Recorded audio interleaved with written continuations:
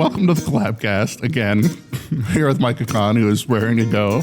Katie's here, as always, or sometimes, or most of the time. Most of the time, yeah. Yep. Katie and I are friends now. We have met once before, and now we're finally talking, and friendships are born. Yes, connections are made. Hallelujah. That's a Elastica song. Is it? I don't know what Elastica is. Me either. Like the guy, never mind.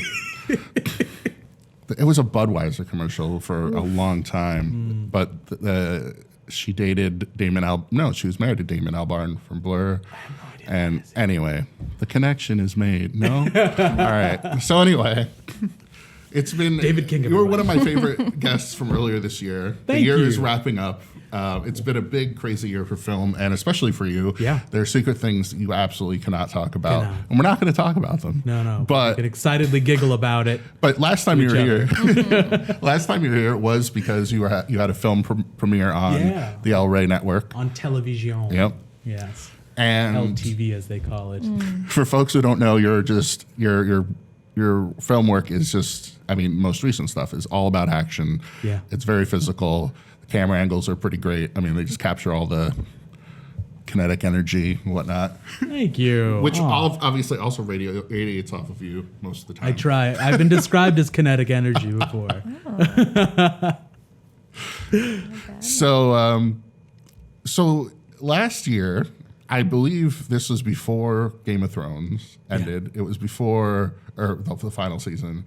It was before most of the big entertainment of the year dropped. Right. It was before all the film festivals, I think, that you attended. Yes. So it's been a crazy year. And I want to get your sense on obviously you have something big that you can't talk about. So it's been a good year. It's been a great year, and 2020 is going to be even better. I'm very excited about it. But what did you take away? You spent a lot of time at different film festivals. I know you think a lot about how stuff is being put out there and processed, and the way Hollywood is. So what's your takeaway? I think the biggest lesson that I learned this year was in my friend group, I'm known as the guy who critiques films the most, but ultimately am very passionate about hating movies. But this year, I went to Austin Film Festival and I heard Shane Black speak, and it's a very paraphrased version of what he said, but basically is it's very hard making movies, and most people that are making movies are good people, and to just let go of that hate, because I held on to it for so long. And I realized that for me it was always from a place of insecurity about me succeeding in this career, or just fear of the unknown, right? All that fear comes from that, all that hate comes from some source of fear. So that's the biggest thing, is just letting go of that fear of being super passionate about hating things. I get it. I was very entertaining when I did it, but it was not. It came from a place of fear, and I'm just ready to let go of it all. Well, when you get involved, and now you're very intimately involved in how the system works and things like that, there's a budget, there's deadlines, there are these real constraints on things, and things that are higher and out of your control. Yeah. So that, I think lots of us, when we get into things and making things, realize that it's different than when you're on the outside. Why do you do this? And it is so hard to make something good. Yeah. So that even now, unless you're purposely going out of your way to make something bad, I'm just gonna let it go. I'm gonna have fun with it. It's actually been it's made life a lot more fun, because I can just watch movies again without just being oh, that's a bad line, that's bad structure right there. And so that's how I feel about it, at least. I've gone through a thing with my daughter this year where we'll be watching something and she'll be like, what's going to happen next? Because I'm always oh, clearly this is going to happen, and clearly they're foreshadowing this. Right. And I'm she doesn't know that. Yeah, and David. I'm sorry. Yeah. I'm sorry, I'll stop. Don't make her jaded. That made me realize that it was time to shut up and let her watch whatever. She can learn the hero's journey in due time, sir. Yes. It's the people who watch episodes of Criminal Minds or something. I know exactly who did this. Actually, I already know who the murderer is. At the very beginning, and it's all right, whatever. You're taking all the fun out of it. It's the guy who watches Scooby-Doo and is it's actually the first person they introduced. So Scooby-Doo's conditioned us to know. That's all. Yeah, it's We're true. All crime solvers. That's why I'm pretty sure Scooby-Doo's the reason why we all love true crime podcasts. Yeah. Yeah, that's completely fair. Yeah. And my daughter doesn't know who Scooby-Doo is.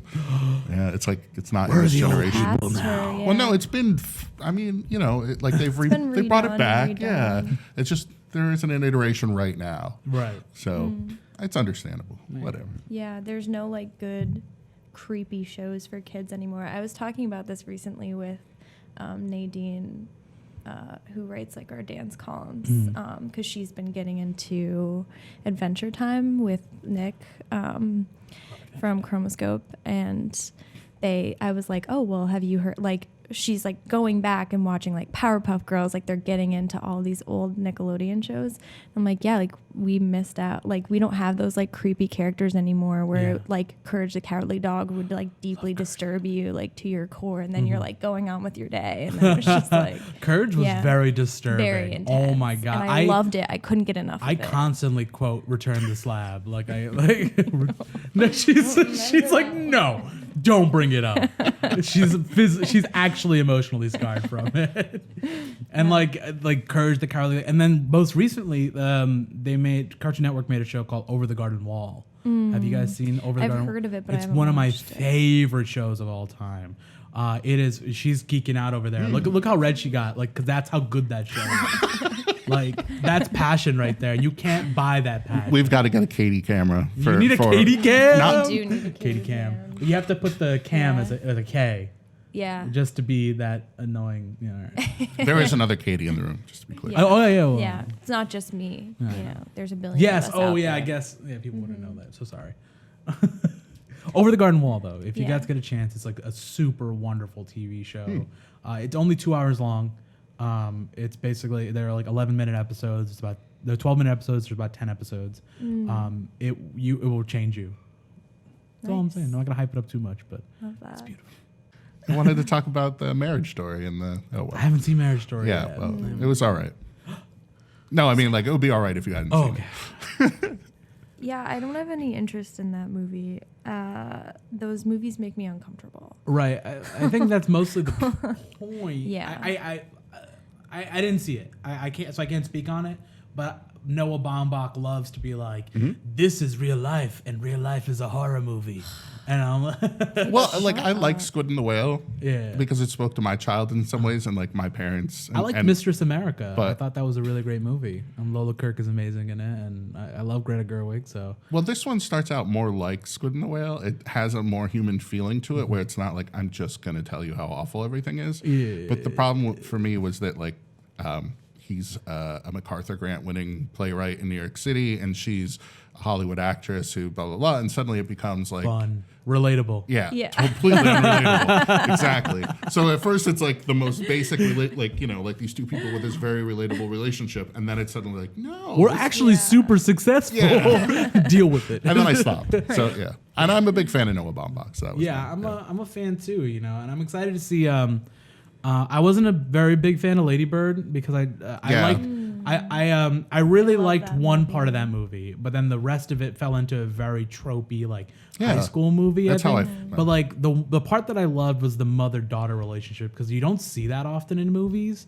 You don't see that like relationship between mothers and daughters, and the and very that truthful, complicated aspect right? of Like in it, that yeah. and how complicated. And I thought it was so beautiful, but then you get into like she wants to date the guy, and then she abandons her best friend, and I'm like, that's all stuff I've seen before. Yeah. It's But not it was it's not a also, negative like, criticism. Like I think it's so much of like young women trying to like identify Right. what they want and like what a partner is and like Yeah. who fits the person that you always thought it would be. That's a good and point, it's like yeah. and then it's like, okay, I'm trying this out and like I think it's gonna be like this, and it's this constant thing where like young women are told this very romantic story, and Right. then men are like raised in a very different way where it's like I can be whatever I want and you're just kind of like in my life, and she's like figuring that out. Yeah. Like it was like I love that movie. Oh my gosh, I gotta watch it again now with that perspective. See, this is why I love talking to people. Yeah. You always learn something new.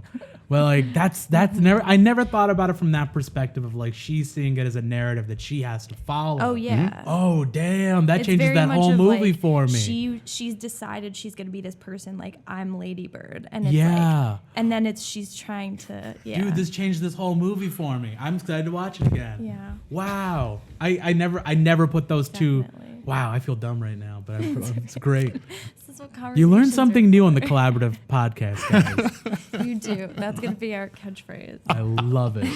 or what's it called? Not Oh a wait, I guess catchphrase. it's a yeah. Like a what is it called? Tagline. Thank you, Katie. Jesus. Wow, I never thought about that. Well, Tagline. I was gonna say I'm still regardless. I'm excited to see Little Women because I'm Yeah. excited to see how Greta Gerwig grows as a filmmaker because she clearly knows how to write.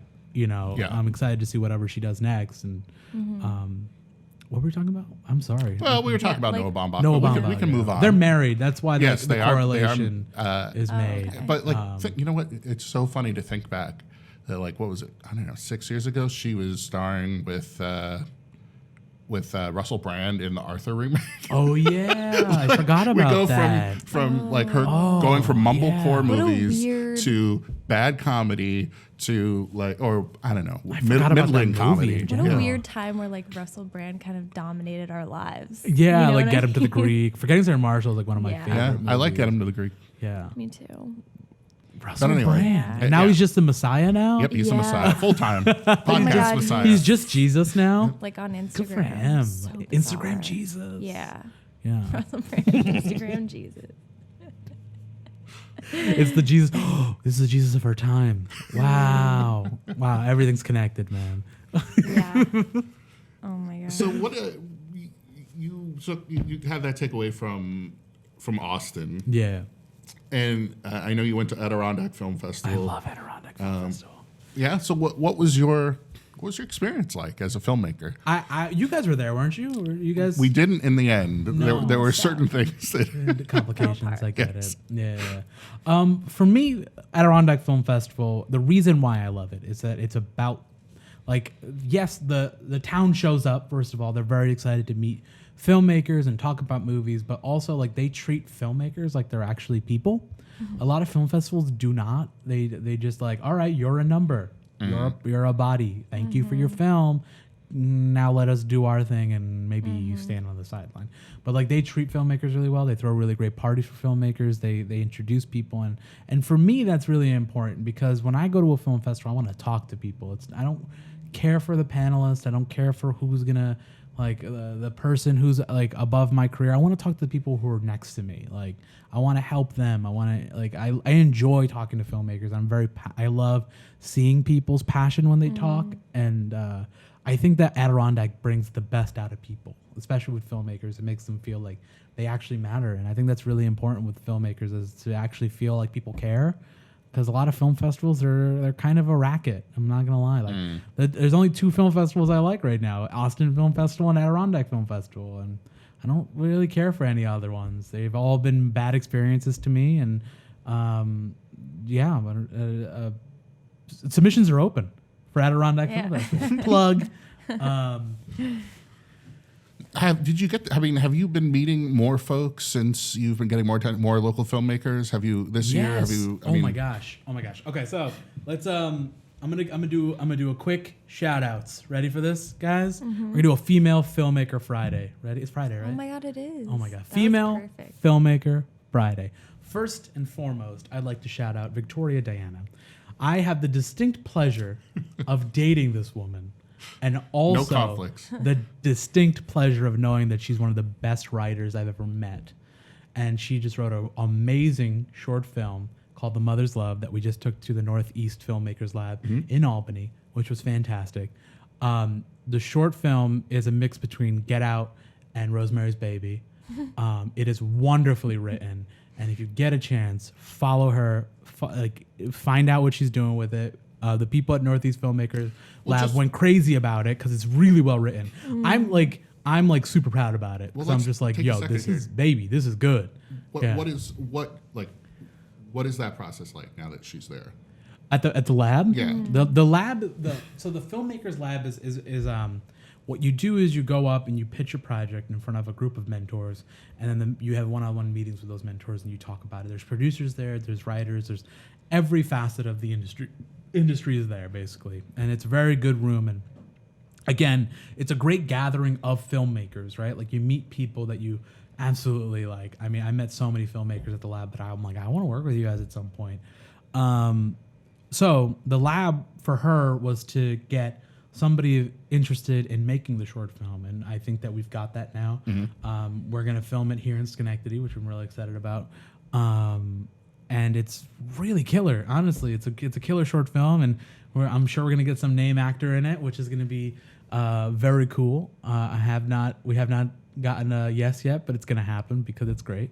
But yeah, and then I don't know. I'm excited. Like Mother's Love is a crazy short film. She's writing this feature right now too. Okay. So it's gonna blow you all away. I promise. Fantastic. And then if I can continue my female filmmaker Friday. As you should. Female. I'd love to give a shout out to Catherine Fordham. I met her at Adirondack Film Festival this past year. She made a short film called Kaya, which is about a girl looking for her sister that has been suffered from human trafficking, and it is wonderful. It is. When I watched it, it blew me away. I was like, dude, why aren't you in the big leagues? Like, you do not deserve to be anywhere near us. Like, go. So if anybody on this podcast is listening from Hollywood, please hire her. I read a bit about this in the lead up to the film festival, and it did seem like one of the standouts compared to. There were a number of killer, no pun intended. It's an action film. Sorry. And then I'm so sorry if I mess up her name because I'm so bad at pronouncing names. I still call you David Kiang, so. So did my French teacher. I met a filmmaker at Adirondack a few years ago named Kristen Garlago. I believe that's her name. Oh my God, I'm so sorry if it's not. But she recently just made a short film called Concealer, and she made it as a partnership with Amazon Fire TV. And so you can watch it on there, but most importantly, you can watch her entire process from directing to starring and like being and creating the whole short film, which I really suggest that if you're a filmmaker out there to watch it, because it's amazing. She's a hustler. She's constantly working. Fourth, I'm gonna do 5 because female filmmaker 5. That makes sense to me. 4, there's a local filmmaker named Michelle Polaczynski. I'm sorry if I mispronounced her name, but she's been working on a documentary called Phlox, which is about fluoroquinolone toxicity. Reach out to her because it's a crazy documentary about like the disabling side effects of antibiotics. You guys should totally check it out. She's a local filmmaker. She's from right here. You can find her on Facebook on Phlox Doc, I believe. Don't quote me on that. I know a bit about this. Actually. You do? Yeah. I had a terrible reaction to antibiotics once. Was it Cipro? Well, it was, but it wasn't the. It's all connected, man. It wasn't the. Goes all the way to the top. It wasn't like the like the fluoroquinolone toxicity. Well, it didn't have to do with them, like the nerves. Like some people have really bad nerve reactions. It was a stomach thing. Yeah. But so I did a bunch of research, and it's not like. It's well known, you know, but a lot of people don't make a big deal out of it. So it's not like mysticism or like sort of the BS. It's true. The stuff is very powerful, and it can disable you. Yeah. There's a lot of crazy side effects to it. Your body can go numb. You can tear a tendon. I don't know. She's talked about tendons. She's talked to me about it constantly, and it terrifies me. But also, I think it's really important to know, like, if your doctor prescribes something like this, is like it's crazy.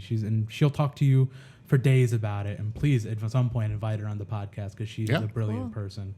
And then lastly, I love to give a shout out to Nicole Quinn.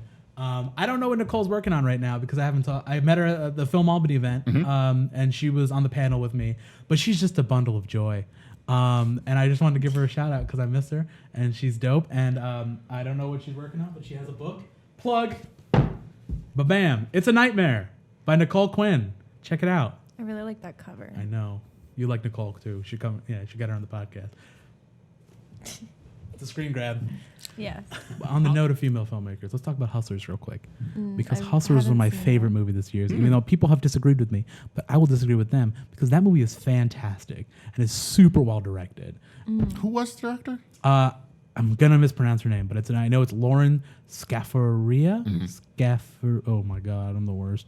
But yes, she did Seeking a Friend for the End of the World, which Yep. I loved that movie. And then she did The Meddler with, I'm in IMDb. Holy crap. Yeah. What is wrong with me? That's fantastic. She did The Meddler starring Susan Sarandon and J.K. Simmons. And I just think she's wonderful. I think that she directed the shit out of that movie. It's the best Martin Scorsese film not directed by Martin Scorsese. And then you find out that she wrote it for Martin Scorsese, and then he decided not to make the movie, and then she directed it. It makes sense. Go watch it. That's a backhanded diss Out at the on Blu-ray Joker. now. Well, It's a backhanded diss at the Joker. I haven't seen it because Me I'm not. either. I don't care for Sad White Boy the movie. It was not a good Yeah. I just don't care. It was not good. It's just I just don't give a shit, man. Yep. Oh my god. What Perfect. I don't Yeah. need it. Sorry, I told myself that I'd let go of the hate. But what the fuck did we do? It's fine. I just don't. No. Everyone's asked me and they're like, "Have you seen Joker? It's amazing." I don't care. Not true. It was not Because amazing. first of all, and every film person I know hates me for saying this. I did not like Taxi Driver. I don't think it's a good movie. I think that it's about a psycho and it inspired a real life person to shoot a president. I don't care. And then King of Comedy, people are like, oh, Todd Phillips took inspiration from Taxi Driver and King of Comedy. He just put the two movies He did. together. He did, and then he added like a couple. And like, then he put a Joker face paint on it Yeah. and goes, look, a movie. There's a scene with like Bruce Wayne, or not Bruce Wayne, but like his dad or whatever, and it's just like it feels tacked on, and I feel the worst for Zoe Saldana. Who not No. Zoe Saldana? No, I'm sorry, I'm Oh awful. my gosh. Zazie Beetz. Zazie Beetz. Yeah, is a great actress, and she's just there as like a scene dressing. You know, that pisses me off because, like, I really like the Creed movies, and Tessa Thompson should not be in them. She's far too good for those. Like, for that little, like, I'm supportive of you, babe. No. What the I started fuck? 2 the other day because it was on Creed Amazon. 2 is amazing. Well, I started but it, why but it got is to she that in point it? where he's proposing, and Yeah. I'm like, oh. Why are you marrying him, first of Yeah. all? And two, why are you in this movie, Tessa Thompson? Jesus. Anyway, Sorry to Bother You. Have you guys seen that? I love that. I love movie. Sorry to I Bother just You. saw it for the first time like a few weeks How ago because crazy. like I just like had never. I don't think there was anywhere around here that was showing it. I too. played very briefly. Yeah. Very briefly. Like one weekend, it played I across love that fields. movie. It was so Fantastic. good. Oh my god! And people still don't know about it, which I is think insane. it's like beautiful. Like I love movies that use like really beautiful lighting. Yes. Like, and I think the whole thing was like so nice to watch and pleasant. It looked beautiful, but also the metaphors were beautifully done, and they were so absurdist that you're like, I'm in. I don't care. I was there for Every second of it, yeah. I was like, do something even weirder. Go, and they I'm did, ready. and Yeah. they did. I'm not gonna spoil it, but they went so weird. And the second they went weird, I stood up in the theater. I was like, I'm in. I'm in. Yeah, it's like sure we're all on the same page. Yeah. Yeah, I accept this fully. I want to talk about my it so God. bad, but please, if you guys get a Yeah. chance, it's on Hulu right now, right? Yeah, know, watch it, something. please. Yeah, Please. it's great. And then And I and love then- him so much. Yeah, Lakeith Stanton, I love. No. Now I'm like literally blanking on his name. I'm the opposite of IMDb, No, where I literally the main actor. Lakeith Stanton. Yeah. He's in Atlanta as well. Yeah. Oh my He's God. so Oh, good. yeah. He's in Yeah. Get Out. He's got a brief role in Get Out. IMDb. I apologize. Yeah. I like the list. He's got out the entire- eyes. I want to work with that guy so bad Oh my one God, day. he's Like, he's one of my fantastic. favorite actors. I think him and Daniel Kaluuya. Oh my God. The guy from Get Out. Yeah. They're so good. Why aren't they in everything? So I had to go see Frozen 2 Why? because I have a daughter, a 5-year-old. But man, it's so bad. But the actor from he played the dude Paperboy. Huh? Paperboy? No, No, who's OJ, in it? No. in the OJ movie, the series, Chris Darden. Thank you. Sterling K. Brown. Oh my God. Yeah. Can we just cast him as Superman because he's charming as shit? Come on. Sorry, I'm It a big was fan of Sterling so K. Brown good too. as like it just was better movie because he was. Can I like, curse on this podcast? Yeah, Yeah. it's fine. Oh my God. Sorry. It's just a better movie because he was there. Yeah. And it was like the rest. The animation actually had to fit his mouth because the way he expresses himself is Right. so distinct. It's just, Have you guys seen Brooklyn Nine-Nine? Yes. Have you seen the episode with Sterling K. Brown in it, The Box? I don't It is the best episode of like not just television, but like of Brooklyn Nine-Nine. And he gives an Oscar-worthy performance in Brooklyn Nine-Nine, and I'm like, yo, why didn't he get nominated? You've seen it. He's so good in it, right? It was such a good episode. How good is he in it? And it's all in one area. It's like it's super well directed. It's like, why does this exist? Yeah. Like, Andy Samberg gave it to us. yes, and I love Brooklyn Nine-Nine too. So It's so I'm a big good. Brooklyn Nine-Nine Yeah. fan. Speaking of like non-sad white boy things, I was telling Katie the other day, I started watching Watchmen like hesitantly, Which is the opposite of sad white boy. yes, and I got to episode 6, and I think it's the best episode of TV this. I'm not year. there yet. I'm on episode 5. Okay, well I'll tell you, episode 6 like almost changed my life. Have you seen Watchmen yet? Even if you're not a fan of like the Yeah. comic books or the comic, or the comic or the movie, Yeah. it's so well directed. Like, But shout out to Nicole Castle if you're ever listening to this. Oh my God, you killed it, girl. Episode 6 though is like it's beyond anything else in the entire season. Yeah, because I'm so excited. It's almost like something from Birdman in that it just keeps I didn't like running. Birdman. Well, it's like the continuous shot. You get it. Yeah. It's the continuous shot and the jazz soundtrack, and it's all in black and white, and it's like a perfect television I'm ready episode. for it. I'm so ready for it. yeah. I love it. It is one of the best shows I've ever seen so far. It's radical. I mean, It's- episode 6 is radical and subversive, like Yeah. to an extent I couldn't believe And it. people are mad about it because they're like, it's political. I'm like, have no you read the comics? Because I'm pretty sure the whole thing is political. Like, it's literally commentary after commentary after like, what? Oh, you just look for the costumes? Is that what you're looking for? The pretty costumes? Yeah, No. it's deeply political, and that's Oh why my it God. matters. Some That's people why it's do. interesting. Yeah. That's why And- Marvel's so popular. Yeah. Let's not get into Scorsese Marvel right now. We can talk about Irishman though. Yeah, How'd you guys yeah. feel about Irishman? Did you just Seen you it. didn't see it? I went Watch to it the as a theater to see miniseries. it. Like Okay. take it in chunks. That's what everyone keeps saying. It's a pretty hard watch. I went to it's the not theater. hard. I saw it in the theater. I thought it Really? actually flew by, and then I went home to watch it. My wife wanted to see it, and we started, and we are gonna have to watch it in parts. But Yeah, I could see like, okay, so I went and saw Lawrence of Arabia in theaters like a few months ago, and it was a 4-hour movie, and I'm like, all right, fine, I could do it in the theater. At home, Yeah. there's You too got many things to things. do, and I Yeah. feel like I have to work all the time. Like I work from Yeah. home, so it's like I'm like, do I really have the time for 3.5 hours? And meanwhile, I binge watch Downton Right, Abbey right. this week. So I binge watched the whole season 3 of Downton Abbey, and I'm like, oh my God, what's gonna happen to the Crawleys now? Sorry, I'm a big fan of TV, man. I love. When's that movie? It's coming out on Christmas, or It- did it already did it come already? out? I thought on it already came Thanksgiving, out. I think, yeah, and then it's Yeah. already gone. oh, Yeah. I mean, it's fine. It was made for it's a specific Yeah. audience. Yeah. It's the people who love Downton Abbey. I'm excited because I'm gonna get through season 4 this week probably. After I finish Watchmen, and then I'm excited to see what happens to the Crawleys. And Yeah. season 3 broke me, so I need a little break. That's why I'm watching Watchmen right now. She's laughing. I love it. I love your reactions. Oh my God.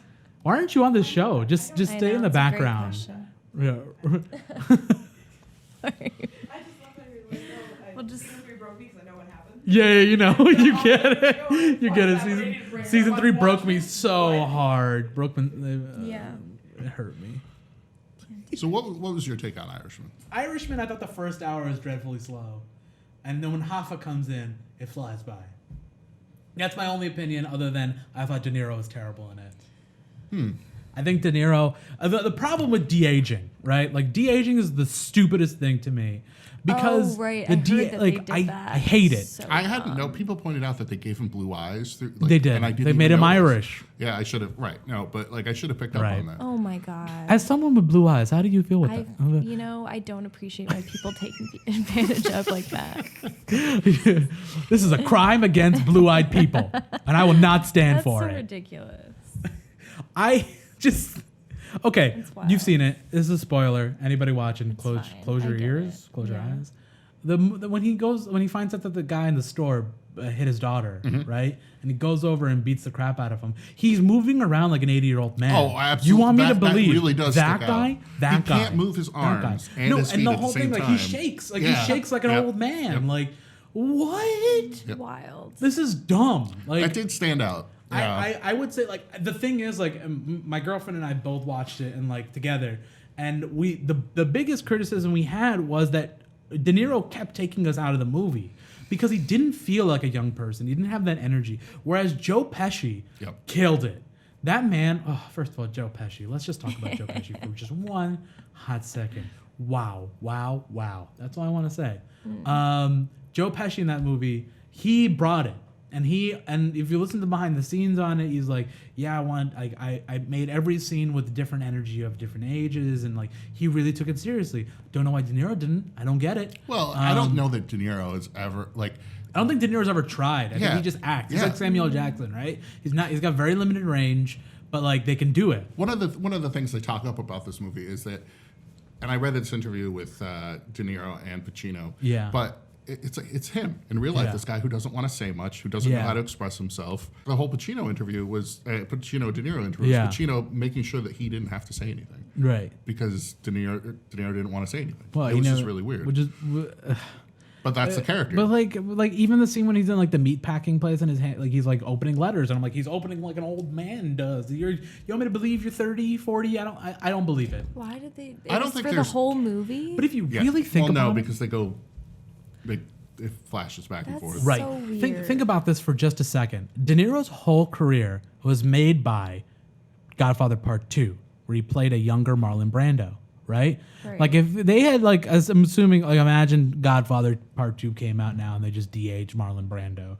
Like you would not have a career. Just cast a kid who looks like De Niro, younger. Give the kid a career. Get over yourself. What I enjoy, I can believe it. Just cut to show me a close up. Like everyone does it. Show me a close up of the young guy's face, then cut to De Niro. Oh, that's the guy when he's older. I get it. I'm not stupid. What I did enjoy about the movie, and what is so it's irksome true. about it, is that I did really enjoy the Bobby Cannavale.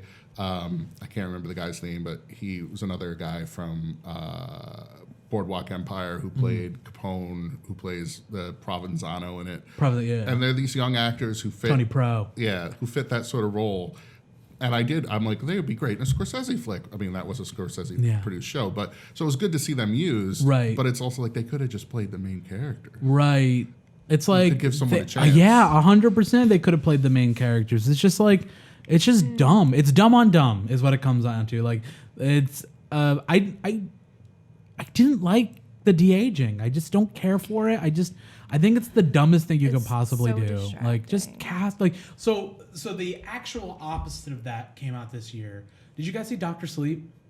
I haven't yet. I Dr. want Sleep to. was, first of all, wonderful. And two, have you guys seen The Shining? Obviously. So, like, a lot of the characters from The Shining come back in this, right? And they could have, Shelley Duvall's character comes back, and they could have easily, like, CGI'd over an actress's face, made her look like Shelley Duvall, but they didn't. And they got actors that kind of looked like them, but they got the acting down, right? And so for me, like I'm like, oh, it's that character. I didn't think, oh, it's another actress playing. It's the character, right? It's less distracting. And like for me, if you take me out of the movie, I am out of the movie. You have to earn me back in. Yeah. Whereas Dr. Sleep did it wonderfully, where they cast actors who can play those characters, who look just enough like them, but they can like physically do the. I'm like, to me, it's not like, oh, it's a different actress playing it. Oh, it's the same character. Yeah, it takes a second for my brain to click it instead of going, huh, De Niro's a younger person and they de-aged him and this whole thing. Like At no point when I started thinking the best they got him down to was maybe 45, 50. But then I realized he's supposed to be 30. Yeah. Like the initial interaction with him and Pesci at the gas station. It hurts. Yeah, at the gas, when he's the truck. Oh, yeah, especially the gas And I'm station like- scene. That was so... Oh, I'm getting a headache from just thinking about it. Anyway. Like that...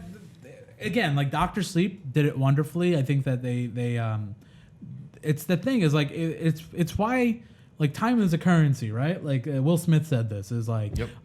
they don't. It's a currency. They don't. That's why they call it paying attention or spending time, right? Like you have to earn my time when it comes to movies. That's why sometimes I don't even sit through 10 minutes of a movie if it doesn't get me. Like, 10 minute Only Will test. Smith. yeah, looked the scripts 10-minute a little bit test. more. Like, please get me in 10 minutes or I'm not going to watch your movie. I'm sorry. Like, I cannot. I've too much time to not. I have plenty of other stuff I can watch. There's you know, so much content Right. out there. It's like right. And then like for Irishman, I gave it a pass because it's a Scorsese film, because of the legacy that comes with a Scorsese film. Had that been anybody else, I would have stopped watching. Yeah, I mean, there's a language that I was taught very early on in life by watching Scorsese movies, Right. and to come back to it is extremely familiar Right. and comforting. Right. And it's like, well, this is good because I've grown up with it. I did joke that it's basically a Marvel movie. People who know Gangster Canon, like it's Yeah. like everyone's in it. She That's laughed. what it- I know when you that's- laugh, I got it right. I appreciate it because the book was so. If you read the book, there's a deeper thing going on where yeah, I'm excited to read the book. perhaps this guy is just lying. Yeah. And- And when I read the book, I'll cast my own actors in it. So Yeah. Yeah. But there's a There you point. go. There is a point. I mean, the book's not great because it is really this old man's confession, and who knows whether to believe him or not. it's an unreliable narrator. Yeah, right? exactly. But that doesn't come across as much in the. And it could be that he's just taking newspaper accounts and telling these people that because one, he wants attention, and two, Right. he wants his daughter to think Right. there was a good reason he yeah. wasn't in her life and paying attention. Right. Well, But- it's a good thing you just brought up Anne Paquin. Yeah. Why was she in this movie? Well, see, I do have a thought on that Please. because this, and Scorsese could have changed this. He's a filmmaker; he has the power to do whatever. But in the book, this is about what a scumbag this guy is, Right. and he spent his life killing all these people, and his daughter was an afterthought that he only gets to when he's about to die, Right. And then he wants My it back in life. problem is, why did you cast such a fantastic Right. actress who's had a great career, and I only gave her 3 lines? Right. I, And I do think that's because that's how much like she mattered in this guy's life It's until like the the end. That's not how much Anne it's like a Paquin bro matters to me. movie. Right. like, the gangsta bro movie where they're like, yeah, exactly. It's a very Hey, broish movie. yeah. It's That's what it the is. energy is like, That's- hey, that's the what- whole movie. Yeah. I'm like, That's I've seen it. this movie before. Yeah. Like, I don't even know like the storyline of it, but I was like, I don't really know if I'm gonna sit through this because Right. like I've seen it before. Right, exactly. I know Is how it this- well directed? Yeah, Scorsese always directs well. Well, that's not true. I think that Scorsese didn't start getting good until Goodfellas, and then he peaked with Departed and Hugo. I think Hugo's an amazing movie, and then I think Hugo, Departed, and Shutter Island are his 3 best movies. Hate me if you want, film bros. Feel free to come at me at MK Plus Ultra on Twitter. Feel free. MK Ultra, whoa. MK Plus Ultra. It's 2 references. It's the reference to the MK. Huh? My Hero Academia? Yes, she got it. It's an anime. It's Oh, my okay. favorite. It's one of my favorite animes right now. It's called My Hero Academia. We don't have to talk about that right now. I just lost my train of thought. Best. Yeah, the best Scorsese directing. Right. But for me, I just don't understand. Like this is the problem I have in general is like with these bigger prestige filmmakers. It feels like they can get away with a lot, but for me, is like if you're gonna cast an actress who doesn't have that, like again, my girlfriend said that it could have been that she wanted to be in a Scorsese film real bad, and you never know how many more chances you get at it, right? Right. But for me, is like, why, dude? You're a great actress. You're in everything. Like, why are you in here? Well, I do think she's like reassembling her career and trying to get more. Really? and Because I mean, True Blood was super popular. it like- was, but like the X-Men films also misused her and trashed her. And Well, left I her mean, sort of- Brian. Let's not Right. talk about Brian Singer. I'm sorry, Yeah. because I will go off. For those of you coming back, we just cut out a whole bit that we should not put on the air. So anyway, yes. I thought Wolf of Wall Street was a disaster. And Katie's in super thought right now. She's like, I can't believe that just got dropped on me. I mean, yeah, that fires me up real good. Yeah, it makes But me so mad. But Wolf of Wall Street. Yeah, let's talk about Wolf of Wall Street. It's long. well, I here's don't another thing mind that's that connected movie. to what we just cut out, but we can talk about without that hanging over us. Once Upon a Time in Hollywood. Yeah, Why? we like just talked about all of this with Joe. You did? I didn't hear you guys talk about it on the, Oh, did on the you? podcast, Yeah. though. Did you? Well, we talked about like Once Upon a Time in Hollywood. All right, and so let's Irishman, talk but- about it. Well, but I want to these hear. are different conversations. Let's talk Yeah, about it. Let's but feel free. I appreciate, like, I think it's interesting that like everybody has like different opinion. Yeah, something to say. I think I have the most controversial opinion. Okay, about let's Once Upon go. a Time in Hollywood is that Let's I did not go. like it. Cool. No, I don't think that's And I controversial. think that part, and the other thing that happened with that movie, it broke it broke the glass on for me on Quentin Tarantino. Yeah. Like it feels like growing up, kind of like it feels like eventually like every film bro Like you outgrew.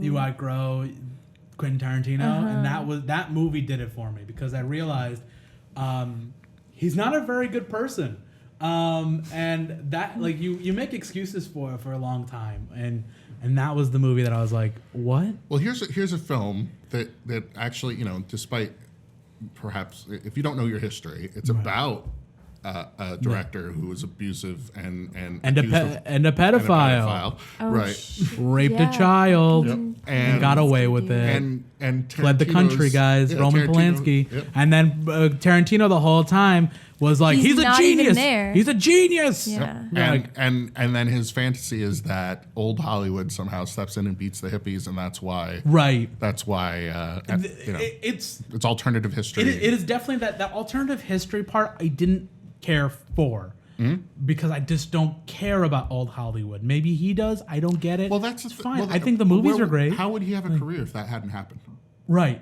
If say old Hollywood and the old filmmaking Right. system continued, Tarantino would not be near a camera. Right. So the idea that he fetishizes it and thinks that Right. that's like, Well, that's the thing is that Tarantino just fetishizes everything, and Yeah. that's what Yeah. makes me mad. He fetishized Margot Robbie in the whole movie. And, Yeah. Like he fetishizes that whole There's a weird idea of feet thing that's yeah, like happening. Throughout all of his He movies. fetishizes the Right. whole idea of like of Sharon Tate, and then Margaret Qualley, the Yeah. actress who plays that was the most disturbing. That was weird. That was weird to be like show us like okay, he deliberately gave us a shot of like for lack of a better word, her ass, and then goes, "She's a child." Yeah. I'm like, I had this discussion Exactly. with Richard Lovelace recently, and he's like, I still can't get out of my mind what the hell was he trying to say by Brad Pitt killing his wife by accident? right Yeah, by yeah, accident. Like- Okay, what? It's not funny. Yeah. No matter what. Like if you're in a bad relationship, you're in a toxic relationship, get out of it. Don't murder somebody. Yeah. I'm sorry. That part really pissed me off. And it's But like, oh, it's implied, and it's just like, no. right. It seems like He it's just killed like the person. Dude's getting away with things again and And- again and then- again and again. Right, and then you say, God okay, damn great. it. You make a joke. People are like, oh, it's hilarious. He may have made to kill his wife. And then he, at the end of the movie, brutally murders. Yeah. I get it. They're not Yeah, good yeah. people, but he brutally murders Well, two and that's women. that. The Yeah. end of it Like- is Like the deaths of the women are Yep. way, Way worse than the worse. dude. The And- dude like gets his leg chomped, and Right. it's like, yo, yeah. Right, and that exactly is what broke. It took the veil off of Yep. Quentin Tarantino. Because then Absolutely. I went back and watched his other movies, and I'm like, oh yeah, you can argue that he's cruel to everybody, but he's exceptionally cruel to women. For sure. Exceptionally. Now that Even I'm like- Kill Bill, like you can argue that Kill Bill is the most feminist. It's just the dude Her that he suffering. casted as a girl and then rewrote it. Like it's just his fantasy. Like it's his Yeah. fantasy woman. And not only that, he was terrible to Uma Thurman on set. He even caused her to have a back injury because he wouldn't. He refused to not let her be in a shot that a stunt woman should have been in. Like, But yeah, Yeah. the idea that he solves I can't support it. the Tate murders by just having an orgy of violence against other women. Right, It's like- insane. Yeah. It's insane. he's. And every single person that watched Once Upon a Time in Hollywood, the first thing they texted me is, "What did you think about Bruce Lee?" I'm a huge Bruce Lee fan. So Obviously. bizarre. I'm a What huge even was I wear that? this every single day. It's a Bruce Lee dog tag. It has a quote from Bruce Lee. I wear this is the only thing that I'll say about. Well, we can talk about it, but the Bruce Lee thing for was me so weird. I am fine with jokes about Bruce Lee's my hero. He's been my Yeah. hero for a long time. I love his philosophy. It's a reason why I'm a functional adult is because I learned everything from watching Bruce Lee movies and Samurai Jack, like to be a good person from that, right? To treat people with respect. I get it. People were very anxious to hear what I thought about it. I'm fine with people making fun of Bruce Lee. I'm fine with it. But the problem became that he was the only joke. Like Steve McQueen was a wife beater and a drug addict, a wife beater and an alcoholic, and all of a sudden he's just, I'm cool, Steve McQueen, man. Yeah. I wish I got the Sharon Tate first. Shut up. I'm fine. I'm a good sport about jokes. I really am. Like, and if they had made fun of everyone, if they had given everyone the same treatment, and it seems so out Right. of place, Right. and then it was like, I don't really know that much about Bruce Lee, like Yeah. as a person. Like I know his movies, but Yeah. I was like, afterwards, I was like, was he that much of a douchebag? No, like he no, wasn't. like I don't think he was. And then it he was like, defended and it. what's the point? Yeah. And then he defended it. He went on an interview. It was like, actually, people who said that I interviewed that know Bruce Lee said he was exactly like this. So I think I know Bruce Lee. I'm like, do you know him better than his daughter, than his wife, than all of his best friends that said that's not what Bruce Lee is like? Yeah. Are you serious? I mean, And what's like so that interesting- whole scene was pointless, Right. really, like when they're fighting. And Right. it's like, why? It's why- only there to establish that Brad that Pitt he can was fight. kicked, and like he was kicked off the scene. Right. Yeah. Like he can, I get it. I get like you show that he can fight, right? I get it. But like, did you have to make Bruce Lee the butt of the joke for it? And he's a guy who had to dedicate so much of time to Oh break my- into Hollywood. to Right, actually and get got his show invitations. stolen from him. Yep. He wrote a TV show, got stolen from him, got cast. David Like white guy, Carradine, David who Carradine got happened to cast be in it. some of Tarantino movies. Huh? Who happened to be in a Tarantino. Right, because that happened to be Bill and Kill Bill. Yeah. Like, you know the history. You know that this man died trying to become an actor. Like he worked so hard. He left. He like went bankrupt. But that's Obviously, why like It seems like another attack on the corruption of old Hollywood, because Right. it's like you took the old white man job. Like, there could have been a cowboy rather.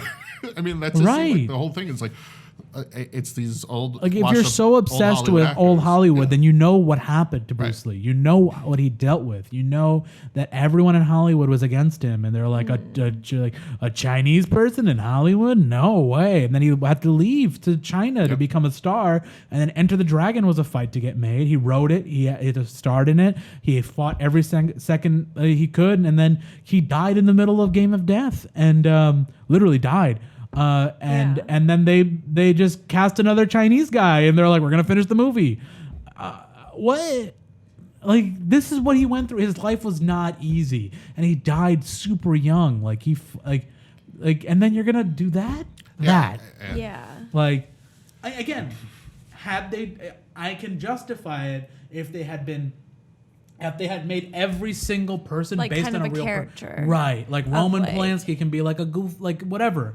I don't care. He only made one good movie, anyways. So let's not romanticize him at all. Rosemary's Baby is the only good movie he's made.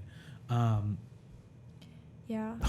Anyway, There's a Sorry, lot. like and then he. Did you guys watch French films at all? Like French New Wave movies, like Breathless. This is Breathless. He copied a French film. yeah. Like he basically what Tarantino did was he's had a huge boner for French New Wave films for the longest time. He's very open about it, and basically what he did was I tricked Sony into letting me make a big budget French New Wave movie with name actors, basically. Like, and French films they're very known for not being about anything. Yeah. Like they're just about people doing stuff. Yeah. Right? Like, and that's all that. There's like 5 minutes of driving shots in this. Like, why? Like, Yeah. just like because that's what French films did. And like even the jump cuts. Like there's a moment where That Timothy are just Olyphant. like all of a sudden it's But- like I'm like, was that on purpose? It was So because that's what awkward. French films did. They purposely put the jump cuts in there to let you like they're like we're gonna let the audience know they're still watching a movie like because that's how pretentious the French were back then, you know, and then Tarantino, of course he likes it. Like, of course he got his dream project made, a movie about nothing, Yeah. and with a big budget that with great. Given the acting in the movie is incredible, everyone killed it. Rick Dalton Love was great. that little the girl. Yeah, the little girl was amazing. Yeah, that was the scene. Even Yeah. with the limited things that Margot Robbie got, she brought a real depth to the character. But again, she was just like laughing and dancing She the whole didn't. time. I know. It was like the thing for me was like I She's an think in the object. trailer Well, if you wanna talk it about was Anna like oh like the Paquin. three of them are in Right. this movie together and I was like oh it's like Brad Pitt, Leo and then and Margot Margot Robbie. Robbie. And I'm like she doesn't even talk. no, not even a little She's bit. like oh and she's like in the background, this like Right. cutesy wife that has no idea what's going on, like fucking playing records and like Dancing eating and candy at the smiling, movies, yeah. and like, oh my god, gosh, yeah. yeah. I'm like, Really? what That's is she what- even doing? Why How are is you in she- this, Margot? Yeah. Why did you do this movie? Cast any other actress. I get it. Like Margot Robbie is a brilliant. Like Tonya.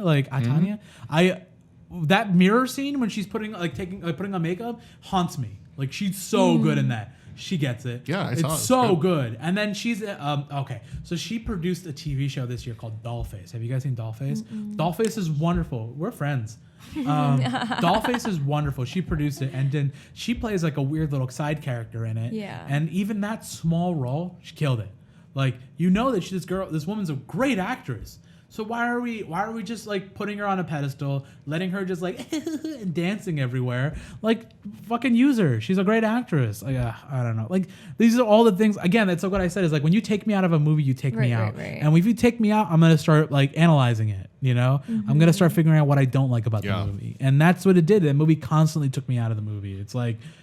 It's so self-indulgent. It's just like I'm done. I'm done with Tarantino. I don't want to see any of his movies anymore. I'm sorry. Like even if I meet him someday, I'm not gonna hate the guy, but I'm just not gonna see his movies. Like I'm just Well, I was sort of set Good on for that. him, you I know? thought Django was a mess and tone deaf. right. And then his best movies Inglourious Bastards, but even then That's- it's super violent to women. I'm one of the only That's, that's actually one of the things we definitely agree on, Glorious Bastards. But like Hateful Eight, yeah. what?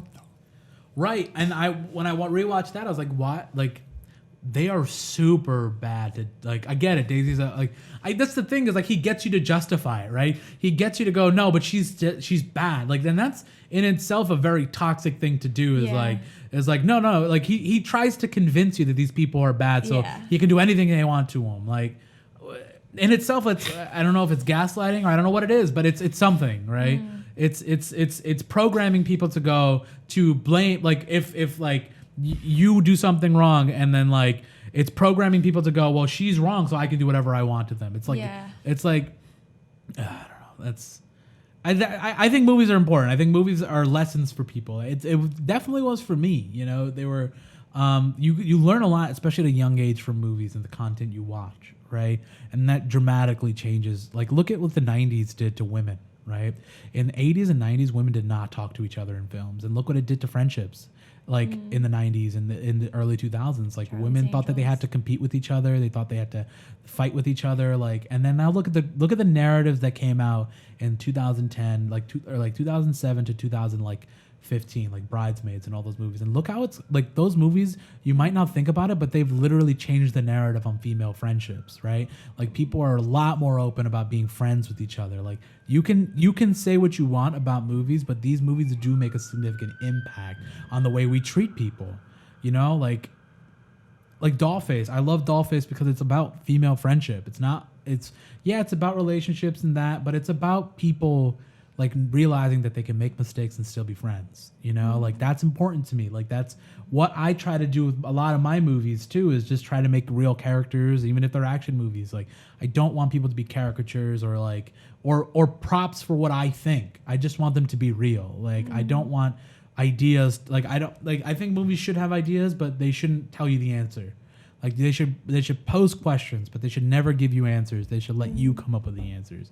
And I don't like movies that just like, here's the answer, because it's wrong. You know, like it's, I don't know. I don't know where I just like, I think about this a lot. Just like look at like the Bechdel test, right, is a very important test, right? And like even the woman who made the Bechdel test was like, I did it as a joke, but I'm glad it became something, right? Yeah. She's like, it doesn't necessarily mean a movie's bad. It's just a conversation piece. Yeah, it's like making a point. Right, exactly. Like it's making, and it made a very good point.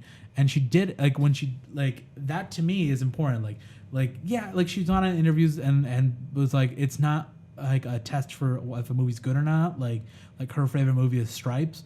But like it's still an important thing to talk about today. Just explain a little bit about what the test is. Oh, so it's basically like if you watch a movie, do two women talk to each other and do they talk about anything other than a man, right? And I think that's a super important thing because like if you go back to the 80s and 90s, like if two women talked, it was always usually fighting over a man.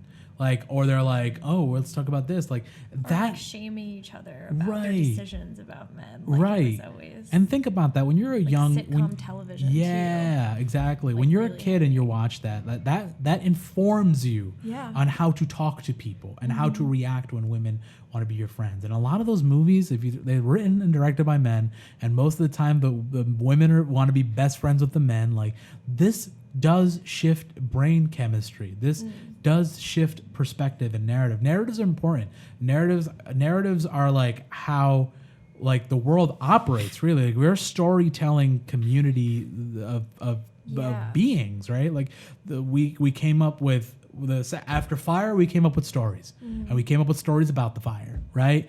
Like that's who we are. We're wired to be that.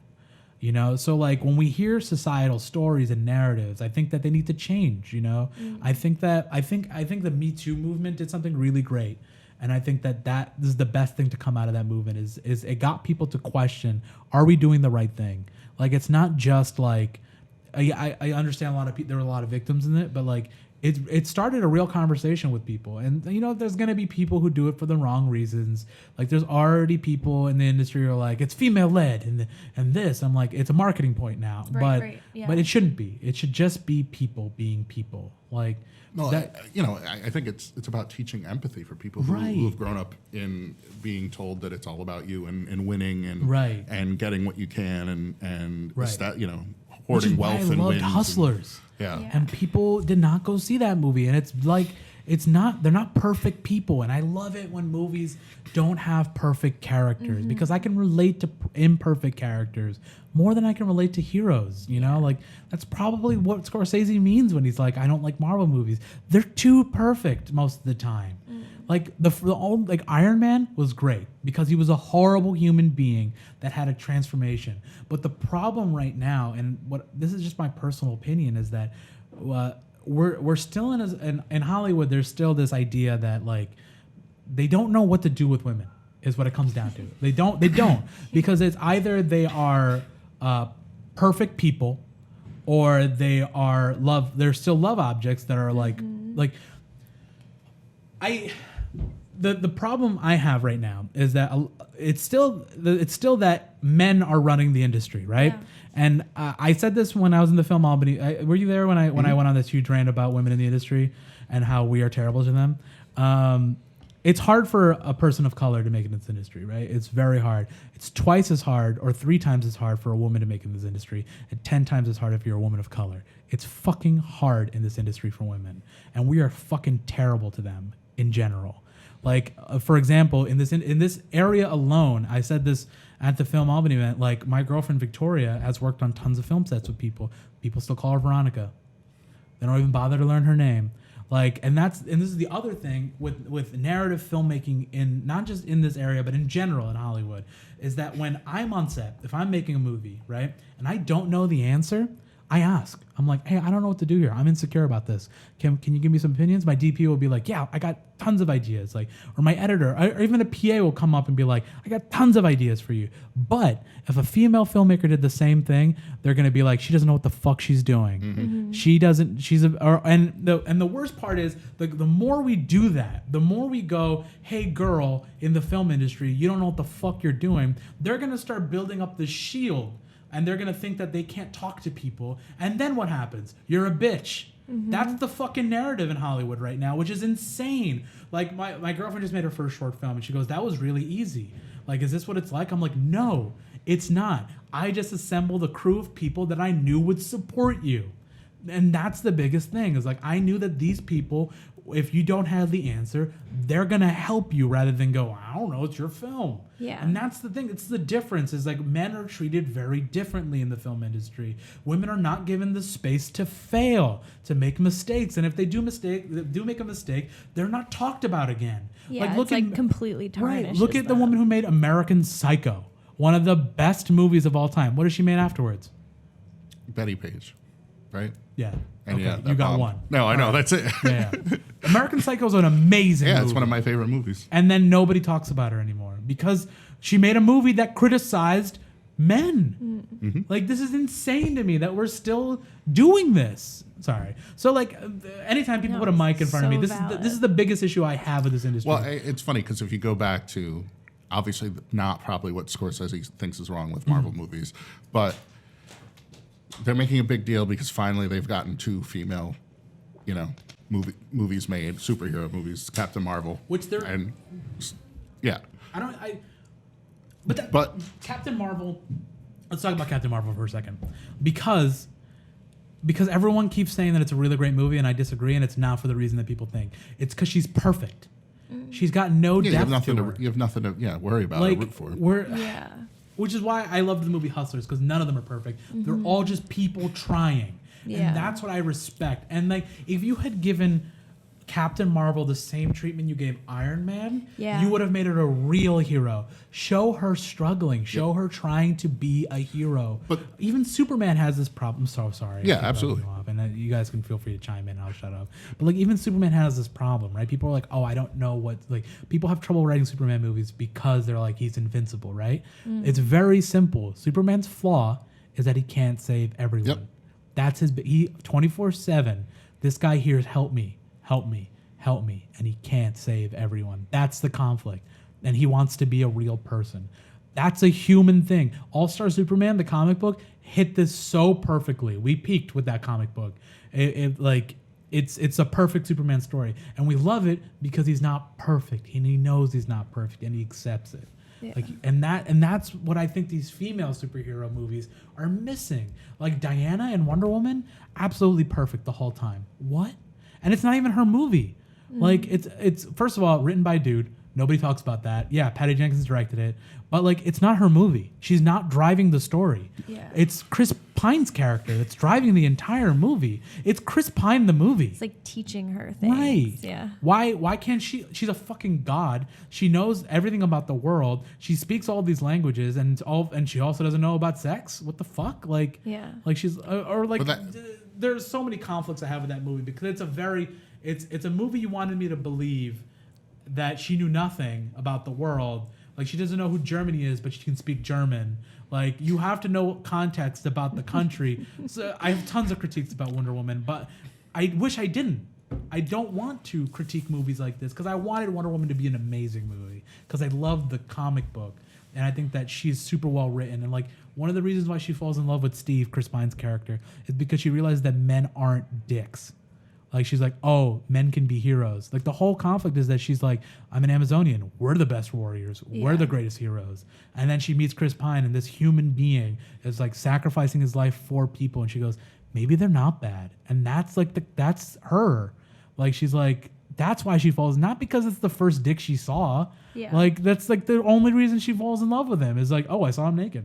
Okay, cool. Man. I'm like, sorry. But Wonder Woman is like a whole like... But I think the largest issue that's exposed by this whole superhero experiment and the success is the idea that you have, what's his name, who controls all of the movies and does every little thing. Yeah, and he's had to fight against Perlmutter. Against Perlmutter, who is this rich billionaire who owned, a huge investor in Disney, who is essentially a white nationalist. And I know any of this. they've had this huge conflict, and so now finally, because Kevin Feige has made so much money for them, they've moved Perlmutter out of control of the films. But it just exposed the fact that Disney has this guy inside who's been pushing against diversity. Like he said specifically in the news, I don't want that sort of stuff in my movies. So now, it's because he's shown that they can make money by having characters who are black or female, they're moving him into a different realm where he doesn't have control over him. But it's making it very clear what it's about. That's the problem I have with Disney in general right now, is that they're not doing it to be progressive.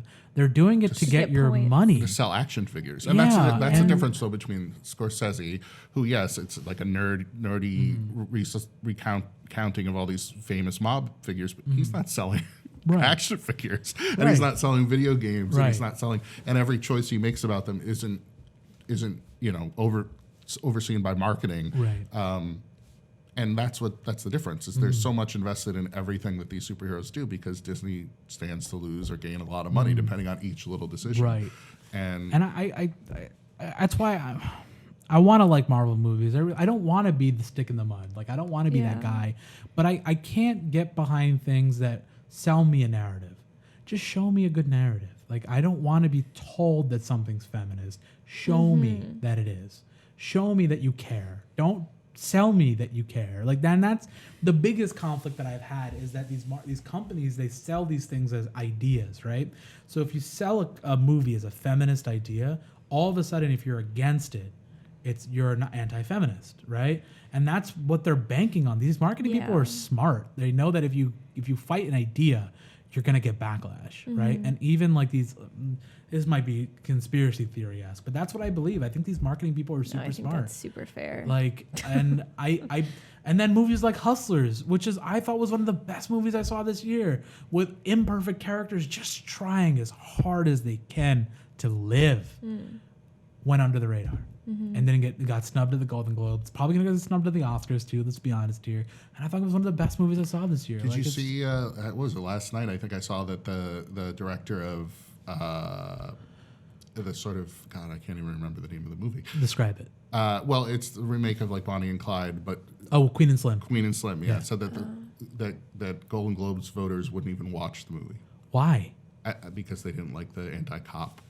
Oh, All right, Jesus. I get it. I get the anti-cop thing. Like, I'm not going to sit here and blame every cop like for being a bad person, but there is an alarming amount of people that are like, with any industry, right? Like, it's any industry, you're going to have good people, and bad people are always going to get more attention, right? But like, don't make that an excuse to not go see a movie about it. Like, Well, I think it's also about the argument about how you defend that, And like that you wrap each other in the. there are so many movies where like people kill cops. right. And right. get away with it, Yeah. and they're still All of seen a as sudden- like this like renegade, like Yeah. whatever. All of a sudden, you're watching a movie about two black people killing a cop, and all of a sudden, it's a political. Yeah.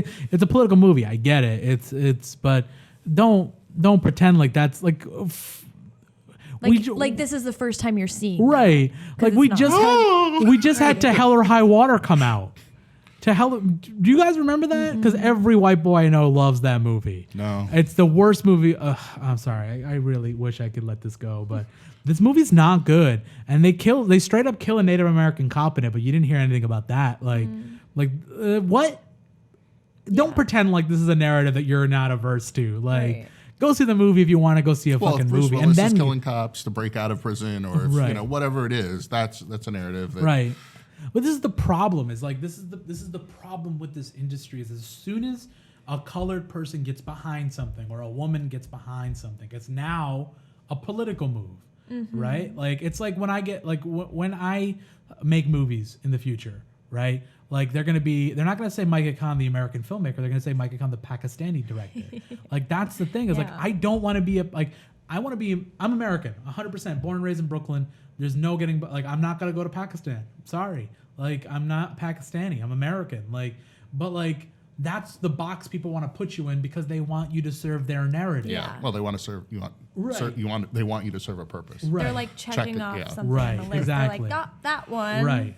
And I'm sure you experience this a lot, like, especially because you're in journalism and media, and like, how many times have people come at you like that? Like, What's it like to? right, a exactly. woman? What's it like to be a female with blue eyes in the industry? Callback.